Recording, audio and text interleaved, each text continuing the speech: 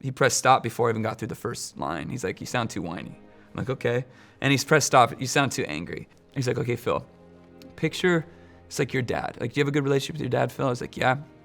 He's like, picture if your dad, like something happened with his mind and he thought you did something really horrible that you didn't do. And it kind of made me emotional thinking about that situation. And so I hit the line and he let me go through the whole scene for the first time.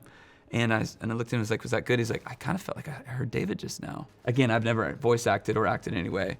To bring this character to life as a dad of 4 kids, as someone who grew up knowing the story of David, as someone who has David Bible study books on my shelf, like he's my guy, you know? And when I watched this movie for the first time, I teared up a little bit, not because of my performance at all.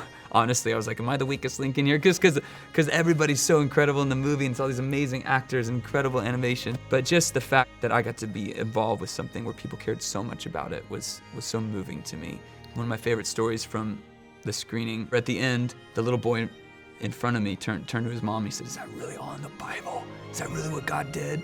And that just filled my heart up just thinking of how many other stories like that when people are driving home from the theater or turning it on a streaming service and talking about it as a family. There were so many moments when I watched this movie for the first time that my breath was taken away by how beautiful it looked on screen. I think if there's one thing that if I had to choose for kids to leave this theater with, it would be that in their hearts, there would be a longing to know the same God that David knew. And that would be my ultimate goal, that this movie would ultimately lead people to Jesus.